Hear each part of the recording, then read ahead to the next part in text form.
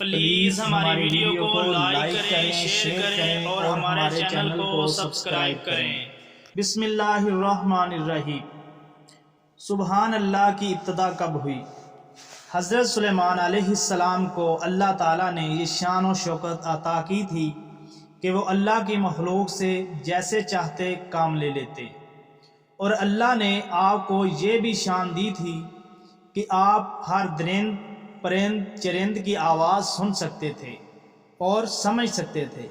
جیسے کہ آپ نے کیڑی کی آواز سنی اور اپنے ساتھیوں کو حکم دیا کہ واپس چلے جاؤ، اسی طرح آپ نے ہدہد سے باتیں کی، اور اسی طرح آپ نے جن کو حکم دیا کہ وہ ملکہ بلقیس کے آنے سے پہلے اس کا تخت لے آئے، اور اسی طرح ایک دن حضرت سلیمان علیہ السلام نے ہوا کو حکم دیا کہ میرے تخت کو اڑا کر فلاں جگہ لے جاؤ، اور جب ہوا سلیمان علیہ السلام کے تخت کو اڑا کر لے جا رہی تھی تو راستے میں ایک شخص کھڑا ہوا، نبی سلیمان علیہ السلام کے اڑتے ہوئے تخت کو دیکھ کر کہنے لگا سبحان اللہ، کہ اللہ تو پاک ہے، کیا شان ہے نبی سلیمان علیہ السلام کی۔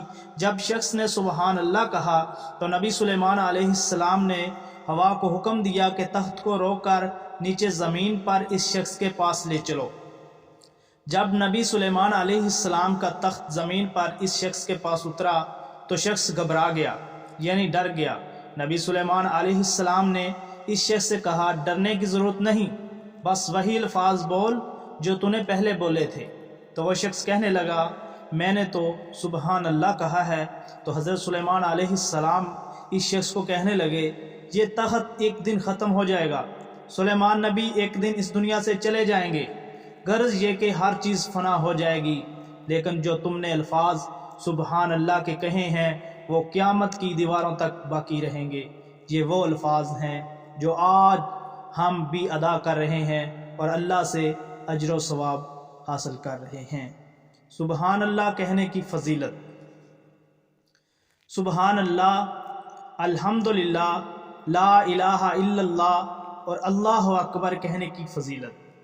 نمبر 1، یہ کلمات اللہ پاک کے نزدیک سب سے زیادہ محبوب ہیں۔ نمبر 2، یہ جنت میں درخت لگانے کے بیج ہیں۔ نمبر 3، ہر کلمے کے بدلے جنت میں ایک درخت لگا دیا جاتا ہے۔ نمبر 4، یہ جہنم کے خلاف ڈھال ہے۔ نمبر 5، یہ باقی رہنے والی نیکیاں ہیں۔ نمبر 6، یہ کلمات کہنا صدقہ ہے۔ نمبر 7، یہ کلمات میزان میں بہت باری ہوں گے۔ نمبر 8، یہ گناہوں کو اس طرح جھاڑ دیتے ہیں جس طرح درخت اپنے پتوں کو جھاڑ دیتا ہے۔ نمبر 9، یہ کلمات پڑھنے والے کے لیے فرشتے دعائے مغفرت کرتے ہیں۔ نمبر 10، یہ سب سے افضل کلام ہے۔ جس نے ایک مرتبہ سبحان اللہ کہا تو اس کے لیے خدا تعالیٰ جنت میں ایک درخت لگاتے ہیں جس کی وسعت و لمبائی اس قدر ہوگی کہ اگر ایک عربی گھوڑا اس کے نیچے دوڑنا شروع کر دے اور 1000 سالوں تک دوڑتا رہے تب بھی اس کی مسافت پوری نہ ہو سکے گی۔ ترمذی کی روایت ہے کہ حضرت جابر رضی اللہ تعالی عنہ سے مروی ہے کہ نبی کریم صلی اللہ علیہ وسلم کا ارشاد ہے جس نے سبحان اللہ والحمدللہ کہا تو جنت میں اس کے لیے درخت لگایا جائے گا۔ ایک اور حدیث ہے جس کا ترجمہ یہ ہے، حضرت معاذ بن انس رضی اللہ تعالی عنہ سے روایت ہے کہ رسول اللہ صلی اللہ علیہ وسلم نے ارشاد فرمایا جس نے سبحان اللہ العظیم کہا تو اس کے لیے جنت میں پودا لگایا جائے گا۔ ابن ماجہ میں آیا ہے کہ حضرت ابو ہریرہ رضی اللہ عنہ سے روایت ہے کہ جناب رسول صلی اللہ علیہ وسلم ایک مرتبہ ان کے پاس سے گزرے جب کہ یہ درخت لگا رہے تھے تو آپ صلی اللہ علیہ وسلم نے ارشاد فرمایا ابو ہریرہ کیا لگا رہے ہو؟ تو انہوں نے کہا حضور اپنا ایک پودا لگا رہا ہوں۔ حضور صلی اللہ علیہ وسلم نے کہا اس سے بہتر پودے کی بابت تم کو نہ بتلا دوں؟